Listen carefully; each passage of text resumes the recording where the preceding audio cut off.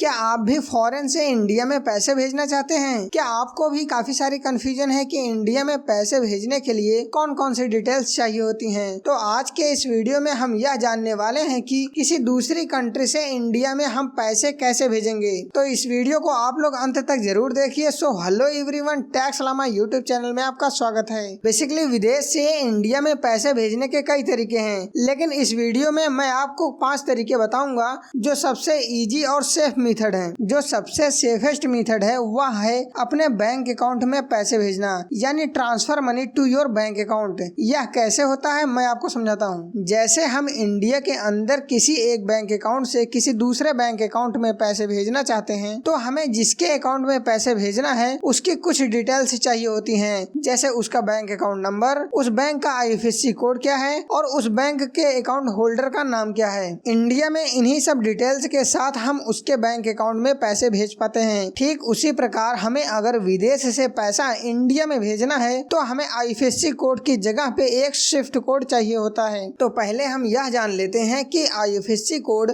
और Swift code होता क्या है। IFSC कोड, जिसका पूरा नाम इंडियन फाइनेंशियल सिस्टम कोड होता है, हर ब्रांच के लिए एक अलग अलग IFSC कोड होता है। तो अगर आप ऑनलाइन पैसा ट्रांसफर करना चाहते हैं किसी भी बैंक अकाउंट में, चाहे NEFT से, RTGS से या IMPS से, तो आप जिस भी बैंक अकाउंट में पैसा ट्रांसफर करना चाहते हैं उस बैंक के ब्रांच का आपको IFSC कोड चाहिए होता है। एक IFSC कोड कुछ इस प्रकार का होता है, जैसे SBIN 0014901। इसमें जो स्टार्टिंग का 4 डिजिट है वह बैंक का कोड होता है। जैसे इसमें लिखा है SBIN यानी स्टेट बैंक ऑफ इंडिया का ये कोड है। अब इसमें नेक्स्ट डिजिट है 0, जो एक कंट्रोल नंबर होता है। जो इसमें पीछे के डिजिट लिखे गए हैं, अगर वह पूरा भर जाता है तो इसमें हम एक नंबर ऐड करके नंबर को आगे बढ़ा सकते हैं। अब इसके आगे के ये जो 6 डिजिट हैं वह ब्रांच का कोड होती हैं, जो न्यूमेरिक या अल्फाबेटिकल होती है। आपने अभी तक जनरली रूप से यह डिजिट न्यूमेरिक में ही देखा होगा। अब हम बात करते हैं स्विफ्ट कोड की। स्विफ्ट कोड, जिसका फुल फॉर्म होता है society for world wide inter bank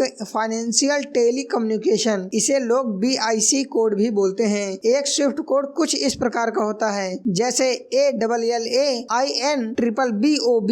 Swift code हमेशा 11 डिजिट का होता है। इसमें जो स्टार्टिंग के 4 डिजिट होते हैं वो बैंक का कोड होते हैं। जैसे इसमें है ALLA, यानी ये एक इलाहाबाद बैंक का कोड है। आगे के जो 2 डिजिट होते हैं, जैसे इसमें है IN, ये कंट्री कोड होता है, जैसे ये इंडिया का कोड है। अब आगे के जो 2 डिजिट होते हैं वो ब्रांच की लोकेशन का कोड होता है, जैसे इसमें है BB यानी बांद्रा ब्रांच। और इसके आखिरी के जो 3 डिजिट रहते हैं वो ब्रांच का कोड होता है, जैसे इसमें है BOB। जब आप किसी दूसरी कंट्री से पैसा भेजते हैं तो आपको यह स्विफ्ट कोड यूज करना होता है। अगर आपकी बैंक के ब्रांच का स्विफ्ट कोड नहीं है तो आप अपनी बैंक के नियरेस्ट ब्रांच का स्विफ्ट कोड यूज कर सकते हैं। अब विदेश से पैसा ट्रांसफर करने के लिए मान लीजिए इंडिया में आपका बैंक है, जैसे स्टेट बैंक ऑफ इंडिया या पंजाब नेशनल बैंक या यूनियन बैंक ऑफ इंडिया, और मान लीजिए आपको USA से पैसा ट्रांसफर करना है। तो मैं आपको बता दूं, ये जो इंडिया की बैंक्स हैं वो USA की बैंक के साथ एक टाई अप करके रखे रहते हैं, जिसमें वो स्विफ्ट कोड के जरिए एक दूसरे को मेंटेन करके रखते हैं। तो अगर आप विदेश से इंडिया में पैसे डायरेक्ट अकाउंट में भेज रहे हैं तो आपको उसका account number, bank name, branch name और एक स्विफ्ट कोड चाहिए होता है। पैसा ट्रांसफ़र करते समय इतनी डिटेल्स फॉर्म में फिलअप करने के बाद आप पैसा जमा कर देते हैं, तो उस पैसे को इंडिया में पहुंचते पहुंचते 48 आवर्स लगता है ऑन 5 वर्किंग डेज पर। जैसा कि मान लीजिए आपने मंडे टू फ्राइडे के बीच में पैसा भेजा तो 2 डेज के अंदर आपका पैसा पहुंच जाता है। लेकिन अगर फ्राइडे को आप पैसा भेजते हैं तो वह 5 डेज में यानी ट्यूसडे को पैसा पहुंच जाता है, क्योंकि जो बीच में डे पड़ता है सैटरडे और संडे, इस दिन कोई भी काम नहीं होता है। इसके बाद जिसके पास आपने पैसा भेजा है वो बैंक जाता है और एक डिक्लेरेशन फॉर्म फिलअप करके पैसा विड्रॉ कर लेता है। ये एक सबसे इजी तरीका है पैसा ट्रांसफर करने का, जिसे बोलते हैं पेपाल से पैसा ट्रांसफर करना। यहाँ पर आपका अपना ईमेल आईडी, फोन नंबर, आधार कार्ड, बैंक डिटेल्स और पैन कार्ड जैसे डॉक्यूमेंट रजिस्ट्रेशन के लिए लगता है और आइडेंटिफिकेशन के लिए ड्राइविंग लाइसेंस, पैन कार्ड या पासपोर्ट लगता है। इसके बाद आपका एक KYC वेरिफिकेशन होता है। इन सब के बाद आपका अकाउंट रेडी हो जाता है पैसा भेजने के लिए। और जिसके पास आपको पैसा भेजना है उसे भी एक पेपाल अकाउंट बनाना पड़ता है। इसमें जब आप पैसा भेजते हैं तो वह ऑटोमेटिक 2 डेज के अंदर आपके बैंक अकाउंट में क्रेडिट हो जाता है, लेकिन पैसा आपके पेपाल अकाउंट में तुरंत ही आ जाता है। इसमें भी आप सेम तरीके से रजिस्ट्रेशन करके पैसा ट्रांसफर कर सकते हैं,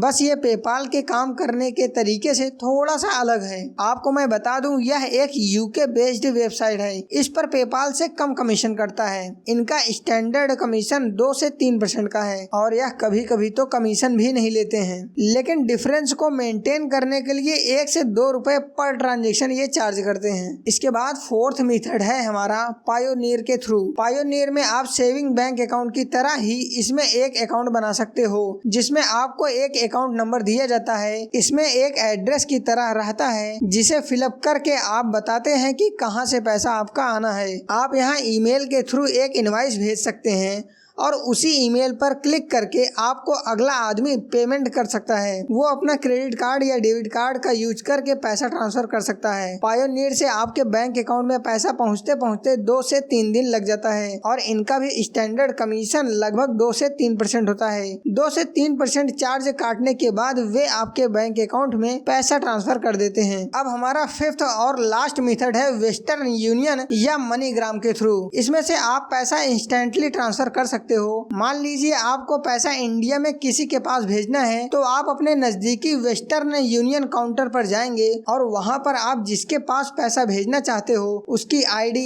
एड्रेस, नेम और भी डिटेल्स जमा करेंगे और आप अपनी डिटेल्स भी वहां पर जमा करेंगे, जैसे कि नेम और एड्रेस वगैरह। इन सब के बाद वो आपका पैसा भेज देंगे और उनके द्वारा आपको एक MTCN नंबर दिया जाएगा। MTCN जिसका मतलब होता है मनी ट्रांसफर कंट्रोल नंबर, और यही नंबर आपको जिसके पास पैसा भेजना है आप उसे बता देंगे, तो वो भी अपने नियरेस्ट वेस्टर्न यूनियन काउंटर पर जाएगा और वहां पर वह MTCN नंबर और अपनी ID, नेम, एड्रेस और भी डिटेल्स को सबमिट करके KYC वेरिफिकेशन करवाएगा। फिर उनको वह पैसा मिल जाएगा। मैं आपको बता दूं, इसमें इनके ज्यादा चार्जेस नहीं लगते हैं। इनका जो स्टैंडर्ड कमीशन रेट है वह $8 से $10 पर ट्रांजेक्शन लिया जाता है। वेस्टर्न यूनियन और मनीग्राम के अलावा कुछ नए तरीके भी हैं जिनको लोग काफी ज्यादा पसंद करते हैं, जिसमें पहला है हमारा transferwise.com। इसके थ्रू आप 190 देशों में पैसा ट्रांसफर कर सकते हैं। और दूसरा सबसे ज्यादा पसंद करने वाला तरीका है Remitly के थ्रू। इसकी भी सर्विस काफी अच्छी है। ये 36 आवर्स में आपका पैसा आपके बैंक अकाउंट में भेज देते हैं। तो ये था हमारा आज का वीडियो। आप अच्छे से समझ गए होंगे कि इंडिया में हम पैसा कैसे भेज सकते हैं। अगर आपको यह वीडियो पसंद आया हो तो इसे लाइक करें और सब्सक्राइब करें हमारे चैनल टैक्स लामा को। Thank you very much.